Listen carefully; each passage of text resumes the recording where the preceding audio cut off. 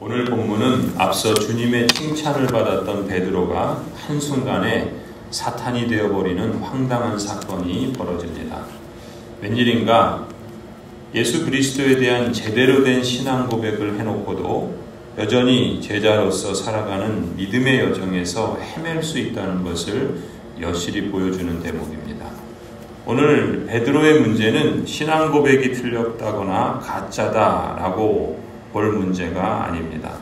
우리도 종종 그럴 때가 있죠. 예수님을 믿는다고 진정성 있게 고백하는데 사는 걸 보면은 그게 진짠가 싶을 때가 있습니다. 지금 그게 고백 자체가 문제가 있다는 것을 그것은 아니라는 것이죠. 그럼 베드로의 문제는 무엇인가? 기대의 문제입니다. 베드로는 정답과 같은 고백을 하고 있지만 정작 예수님에 대한 기대만큼은 당시 여느 무리에 크게 다르지 않았다는 점이 우리가 반드시 짚고 넘어가야 할 중요한 문제입니다.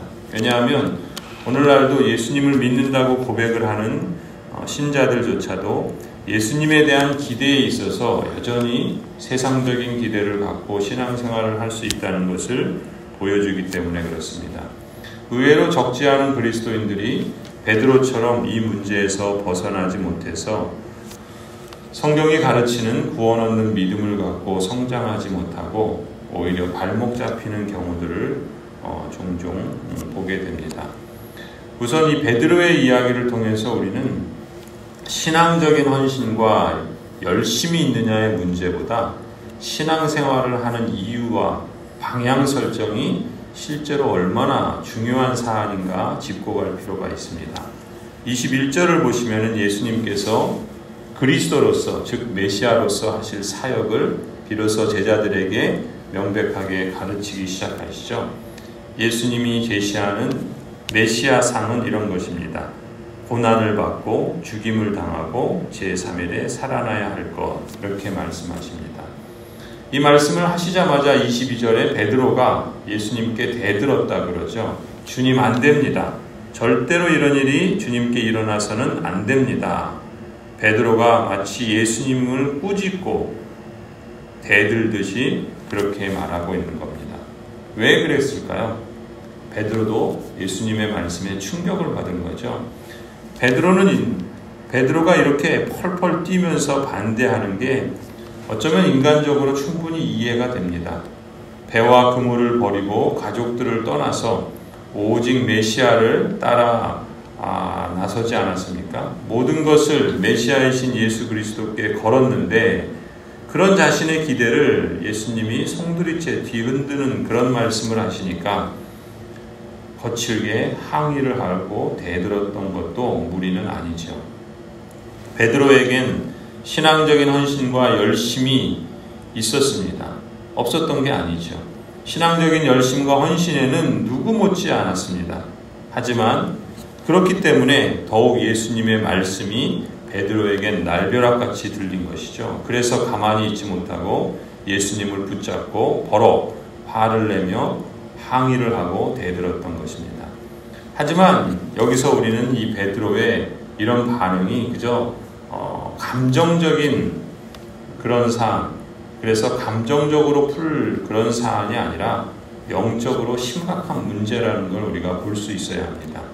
예수님의 반응을 보세요. 23절에 보면은 예수님께서 베드로에게 뭐라고 꾸짖으십니까?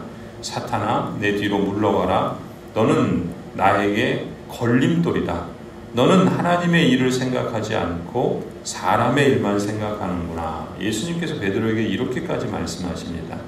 예수님께서 자신을 믿고 따르는 제자를 향해서 사단이라고까지 부르시는 것이 이게 보통 일이 아니죠. 충격적인 언사입니다. 사탄아, 내 뒤로 물러가라. 이 말씀은 앞서 우리가 마태복음 4장에서 예수님께서 시험 받으실 때 사탄에게 시험 받으실 때 하셨던 말씀과 같습니다. 그런 말을 모든 걸 헌신하고 열심으로 따라 나선 제자에게 하실 정도로 주님께서는 이 문제를 심각하게 보고 계시는 겁니다.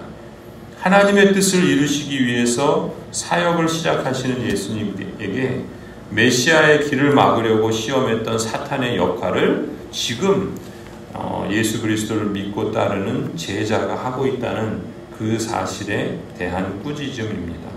게다가 예수님께서 너는 나에게 걸림돌이다 라고까지 말씀하시는 것을 보면 이것이 얼마나 중대한 사안인가를 볼 수 있죠. 앞서 18절에 보면은 예수님께서 베드로에게 그의 고백을 두고 교회의 반석이라 그렇게 부르잖아요.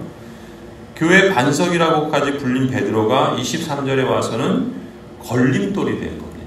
베드로라는 말이 돌이라는 말인데 앞서는 교회의 반석이라고 칭찬을 들었는데 23절에 와서는 걸림돌이 되어버리고 마는 그런 겁니다. 이렇게 역설적인 일이 어디서부터 비롯된 것일까?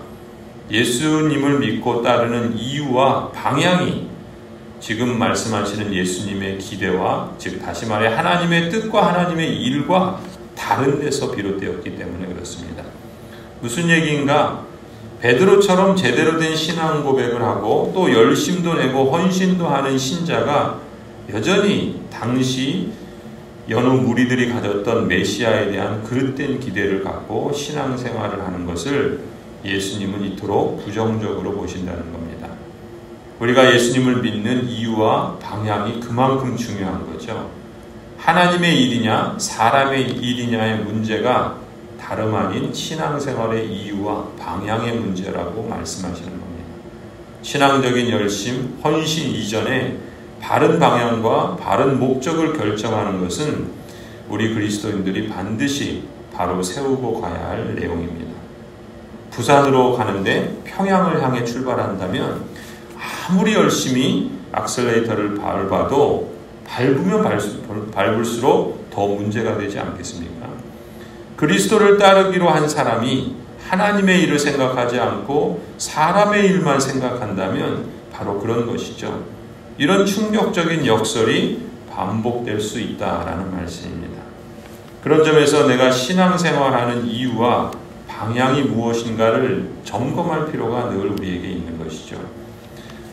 당시의 사람들이 기대했던 것처럼 풍요와 부를 가져다주는 모세와 같은 선지자, 또 자유와 성공을 가져다주는 다윗의 자손 메시아, 예수님을 이처럼 내 삶의 주인으로 모시기 위해서가 아니라 예수님을 수단으로 삼아서 내가 주인 되려는 속셈, 내가 예수님을 주님으로 고백하며 믿고 따르는 이유와 방향을 우리는 늘 짚어봐야 할 것입니다. 그리고 주님의 말씀을 따라서 내 신앙의 이유와 방향을 재수정하는 것이야말로 복된 사람의 선택이라고 볼 수 있겠죠. 그렇다면 무엇이 하나님의 일이고 어떻게 그 길을 가야 하는가? 24절에서 예수님께서는 하나님의 일은 십자가의 길을 가로막는 것이 아니라 십자가의 길에 동참하는 것이라 말씀합니다. 누구든지 나를 따라오려거든 자기를 부인하고 자기 십자가를 지고 나를 따라오너라 말씀하시죠. 예수님은 십자가의 길이 메시아이신 당신만의 길이 아니라 예수님을 믿고 따르는 제자들의 길이기도 하다라는 것을 명확히 선언하시는 겁니다. 이 말은 예수님을 믿고 따르는 제자들은 메시아에 대한 기대뿐만 아니라 우리 자신에 대한 기대, 다시 말해서 메시아를 따르는 태도와 목적, 또 제자의 사역에 대한 기대도 바뀌어야 한다라는 말씀입니다. 간단히 말해서 예수님을 따른다는 것은 십자가를 지고 자기 목숨을 잃는 것을 의미한다라는 것이죠. 자기를 부인하라는 말씀은 단순히 세상 사람들이 하는 몇 가지 안 하는 금욕이나 또 교회 나가거나 몇 가지 종교 행위를 하는 정도로 그치는 것이 아닙니다. 자신의 생명을 포함해서 이 세상이 추구하는 모든 것에 대한 나의 기대와 자기 주장을 포기하고 주님을 진정으로 주님으로 믿고 따르라는 의미입니다. 엄청난 요구 아니겠습니까?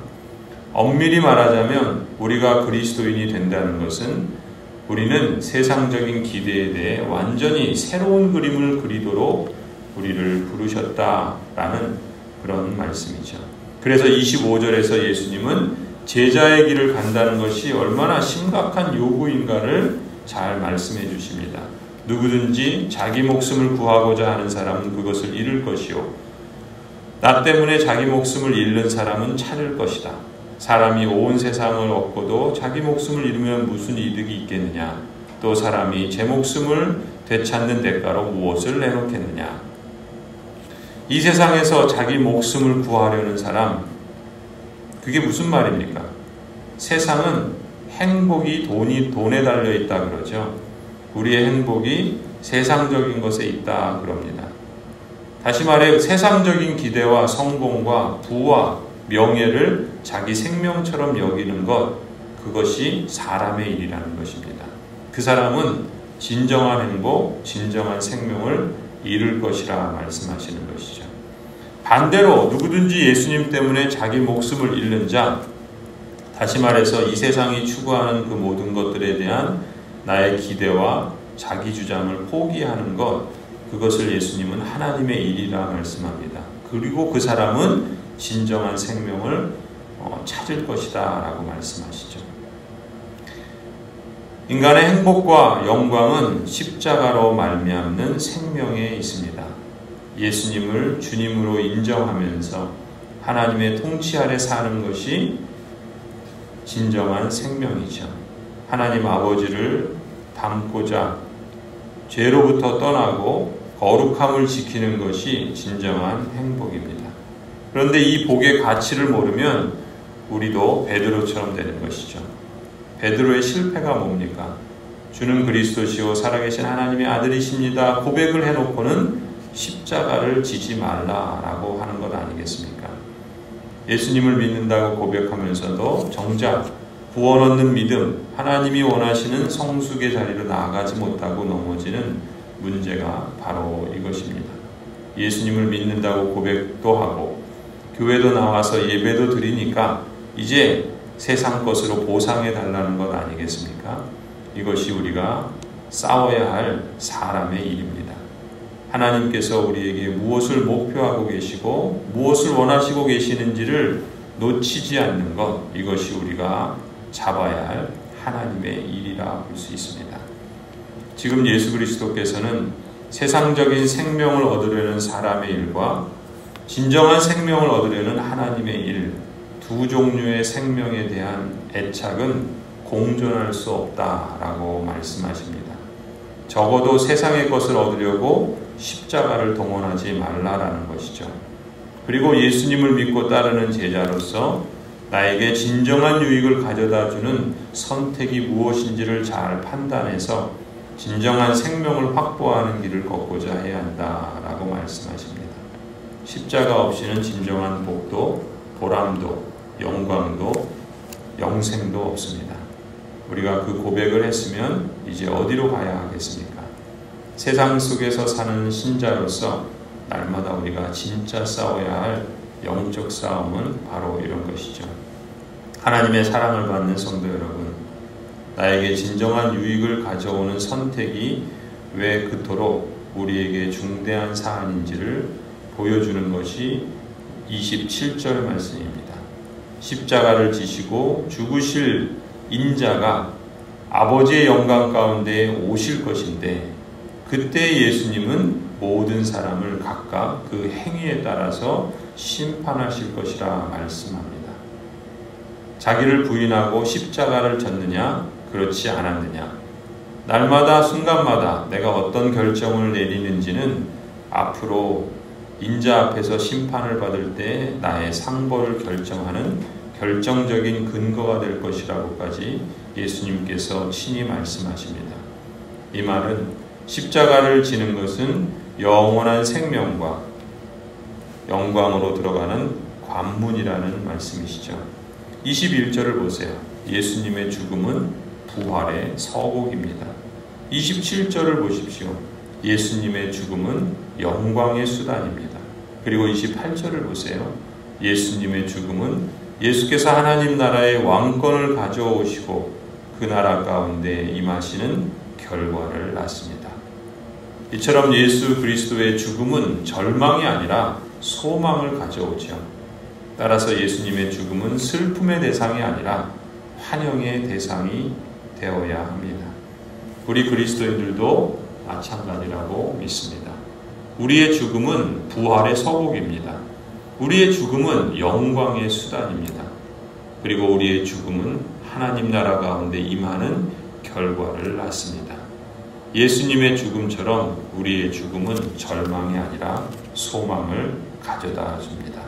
이 소망과 믿음의 선한 싸움으로 베드로처럼 한 번 칭찬 듣고 마는 인생이 아니라 하나님의 영원한 칭찬을 듣고 이 땅을 복되게 살아가는 특권을 받아 누리는 복된 삶이 되기를 간절히 축원합니다.